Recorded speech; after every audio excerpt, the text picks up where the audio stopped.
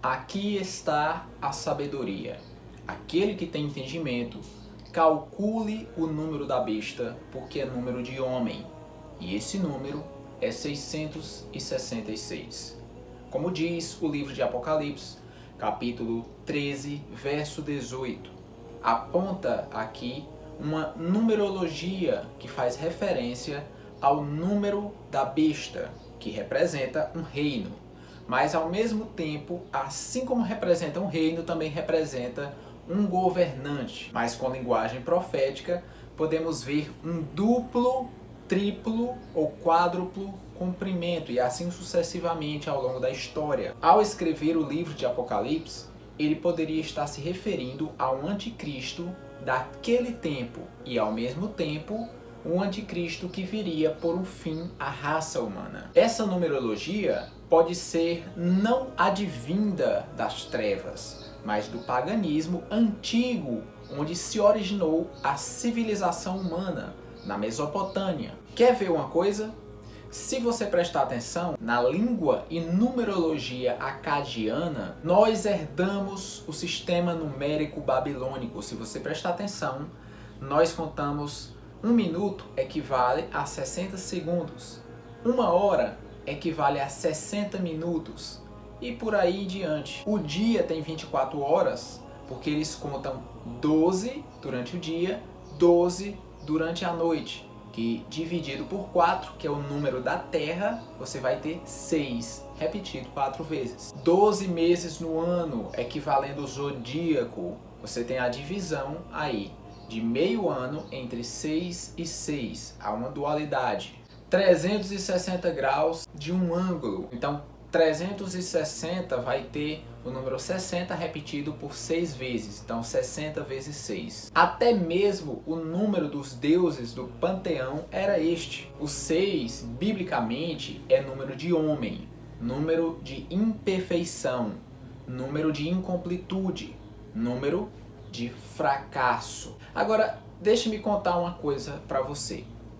A estátua que Nabucodonosor montou para que todos adorassem não era uma imagem dele, porque proporcionalmente a imagem ficaria muito esticada e ele ia parecer um gigante esticado.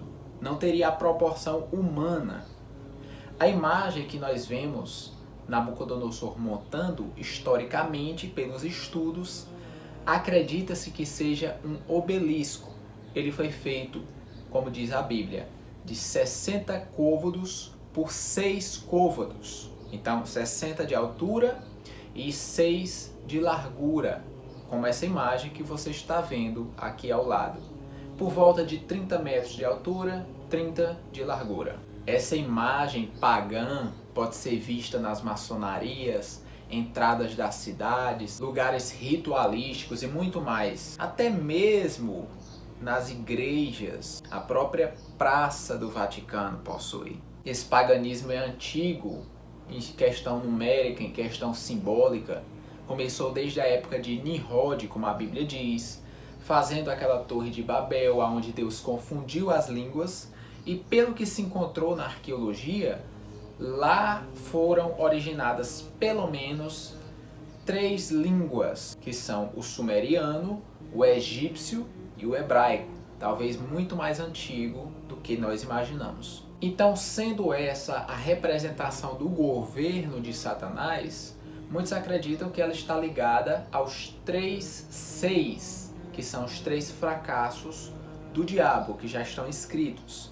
O primeiro fracasso foi em Gênesis, ao tentar macular o homem. O segundo fracasso foi na cruz, ao tentar matar Jesus. E na verdade estava assinando sua própria sentença. E o último fracasso será o anticristo, a tentativa final de fazer com que o mundo seja dele. E o que vai acontecer já está escrito. Por isso 666, o número das 3 tentativas, a qual ele já está designado a fracassar. Na época de João, nós temos aí o nome Nero César, que daria o número 666, porque as letras naquele tempo, seja em latim, grego, seja em hebraico, as letras tinham números. Cada letra tinha uma representação de um número. Então, quando se pega esses nomes e transforma para a numerologia, nós temos aí o número 666 no nome Nero, como também pode ser um duplo cumprimento de profecias e vai acontecer no futuro com outro personagem. Eles atribuem à trindade satânica como se fosse Satanás, o anticristo e o falso profeta. Há quem atribua também ao Papa, porque na sua coroa está escrito aquele famoso nome, Vicarius Filii Dei, que em latim é substituto do Filho de Deus. Como a Escritura diz que é um número de homem e traz nome de blasfêmia, que é um atentado contra Deus, acreditam que esse é o nome dele e também a marca. Porque se pegarmos a numerologia dos números romanos e trazer para a nossa, nós temos a soma aí de 666. Assim como o 7 é o número da perfeição, acredito que você já tenha ouvido falar que o 8 é o número do infinito, aquilo que nem começa e nem termina. Aqui nós temos o nome de Jesus, em grego, assim como é o Novo Testamento, representando a numerologia 888, que significa absoluto, infinito, eterno, e é assim que ele é retratado no livro de Apocalipse. O alfa, o ômega, o princípio e o fim, o primeiro e o derradeiro.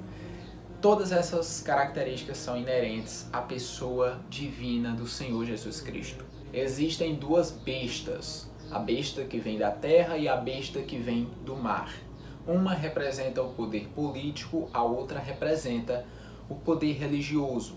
Uma dessas bestas vai acabar sendo o trono do anticristo e a outra vai apenas lhe dar a bênção. E conta as profecias que essa besta vai ser proveniente da besta passada que vem chamada de Babilônia, a grande meretriz, a mãe de todas as meretrizes e abominações da terra, porque se prostituem. Como? Adorando outros deuses. Por isso que ela é chamada de meretriz, de prostituta, porque ao invés de adorar ao Deus único, adota um sistema de vários outros deuses e nada mais é do que imitação dos deuses passados. Então você percebe que esse sistema numérico, babilônico, de imagens e de tudo mais, vem de muito tempo e que essas profecias apocalípticas apontam não só para as bíblicas, mas também alguns livros apócrifos trazem detalhes que a própria Bíblia também traz igualmente. Podemos citar aqui o livro de Enoque, temos Baruque, Macabeu, Esdras, vários livros aí que são usados para pesquisas a esse fim. Muitos acreditam que nos dias atuais a população esteja sendo ensinada a aceitar uma futura marca.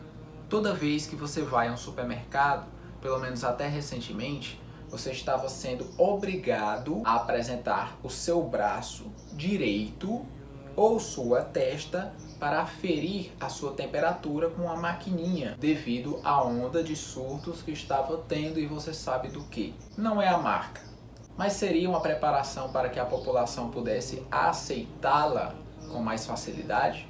Fica aqui essa reflexão, a dica desses dois livros para estudo, e espero que você se aprofunde com clareza nesses assuntos. Hoje ficamos por aqui e nos vemos nos próximos vídeos.